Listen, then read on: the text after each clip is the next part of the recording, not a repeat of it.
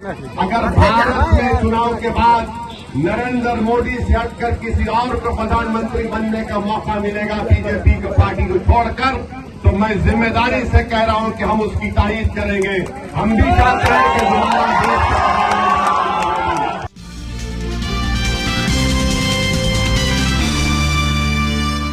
Pratapgarh. AIMIM के अध्यक्ष असदुद्दीन ओवैसी पहुंचे प्रतापगढ़।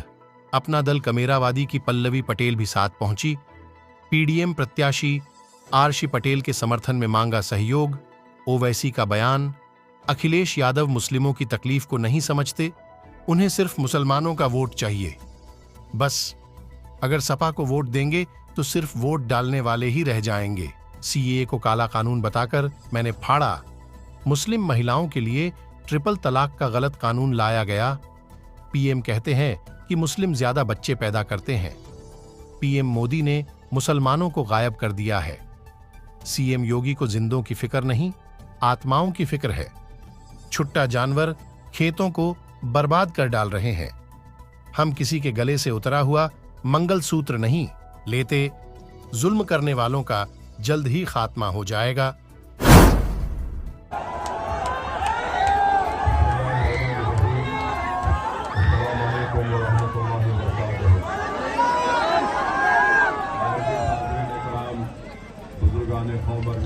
मेरी सरदार माँ और बहनों, मंच पर तशरीफ फरमा आज के इंतखाबी जलसे की सदर मोहतरमा कृष्णा पटेल साहिबा, जो अपना दल के अध्यक्ष हैं, हमारी बहन मोहतरमा पल्लवी पटेल साहिबा जो रुकन असेंबली है, और पीडीएम के प्रतापगढ़ सांसद के उम्मीदवार जिनका इंतखाबी निशान लिफाफा है, डॉक्टर ऋषि पटेल साहब, मोहतरम शौकत साहब, सदर उत्तर प्रदेश मोहतरम जनाब इस्माइल अहमद साहब, नैयर खादर साहब, मैं आप तमाम का शुक्रगुजार हूं कि आप अपना कीमती वक्त निकाल कर आज यहाँ पर आए, क्योंकि मगरिब का वक्त हर खरीद में शुरू होने वाला है। मैं चंद मिनट में अपनी बात को आपके सामने रखकर यहाँ से रुखसत हो जाऊंगा, ताकि हम सब लोग जाकर मगरिब की नमाज को अदा कर सके। आप जानते हैं कि पीडीएम के उम्मीदवार का इंतखाबी निशान लिफाफा है, और इसको बनाने का बुनियादी मकसद एक ही है कि हमको बहैसियत अक़लियत के, बहैसियत मुसलमान के उत्तर प्रदेश की सियासत में हमको अपनी क़ियादत को बनाना है। हमारे वोट की कीमत और अहमियत को दिखाना है। बरसों से आपने सेकुलरिज्म के नाम पर बीजेपी और फिरकापरस्त ताकतों को शिकस्त देने के लिए आपने मुख्तलिफ सियासी पार्टियों का साथ दिया। कभी आपने कांग्रेस का साथ दिया, तो कभी आपने बसपा का, तो कभी समाजवादी का आपने साथ दिया। मगर हम आपके सामने एक मुतबादिल को पेश कर रहे हैं, जिसमें पिछला दलित और मुसलमान को साथ लेकर उत्तर प्रदेश की राजनीति में हम अपना हिस्सा हासिल करना चाहते हैं। अगर आप समाजवादी को वोट देंगे तो सिर्फ आप वोट डालने वाले बनकर रहेंगे, और जब आप पर मुसीबत और तकालीफ के पहाड़ तोड़े जाते हैं तो समाजवादी पार्टी की जबान से लफ्ज मुसलमान नहीं निकलता। भारत की राजनीति में आप देख चुके कि हमारे वजीर आजम नरेंद्र मोदी सिर्फ ज़बानी फर्ज के लिए कहते हैं सबका साथ, सबका विकास, मगर आप सच्चाई को जानते हैं कि जब से इस देश के प्रधानमंत्री नरेंद्र मोदी बने हैं, उन्होंने एक मंसूबाबंद तरीके से भारत की सियासत और राजनीति से मुसलमानों को गायब करके रख दिया। आज आप बीजेपी के एडवर्टाइजमेंट उठाकर देख लीजिए, वहां पर लफ्ज मुसलमान तो छोड़िए, लफ्ज अक़लियत भी आपको नजर नहीं आता। तो मेरी आपसे गुजारिश है कि आप मुत्तहदा तौर पर आने वाली 25 तारीख के दिन आप पीडीएम के उम्मीदवार को अपना वोट देकर कामयाब करिए। डरने और घबराने की जरूरत नहीं है आपको। आप जानते भारत की राजनीति में अगर आप अपना मुकाम हासिल करना चाहते हैं, अगर आप एक इज्जत और जिंदगी गुजारना चाहते हैं, मैं आपसे अपील कर रहा हूं कि आप मुत्तहदा तौर पर अपनी एक सियासी क़यादत को बनाइए। ना समाजवादी ना बीजेपी इन तमाम बातों को कबूल करने के लिए तैयार है। भारत के वजीर आजम हैं और कहते हैं कि मुस्लिम बहनें ज्यादा बच्चे पैदा करते हैं। भारत के वजीर आजम हैं और कहते हैं कि हमारे हिंदू बहनों के गले से मंगलसूत्र निकालकर मुसलमानों को दिया जाएगा।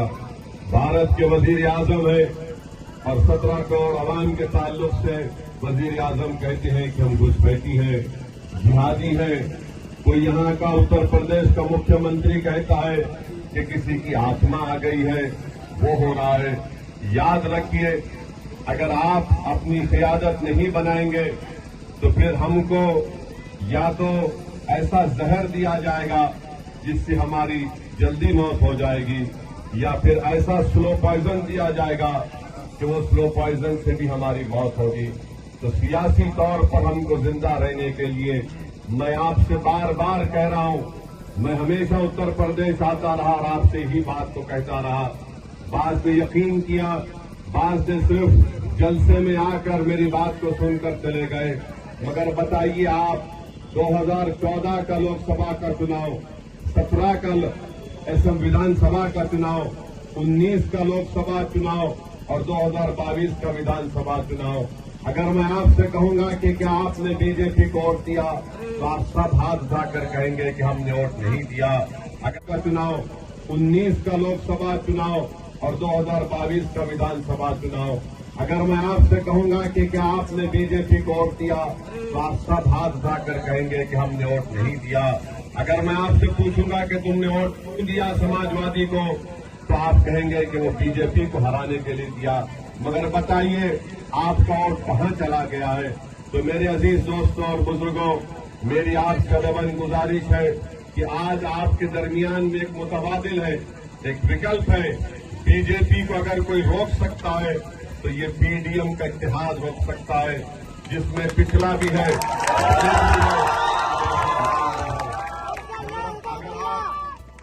समाजवादी पार्टी को वोट देंगे तो सुनिए वक्त कम है। अगर आप समाजवादी पार्टी को वोट देंगे तो आप सिर्फ उनके यादव परिवार को मजबूत कर रहे हैं।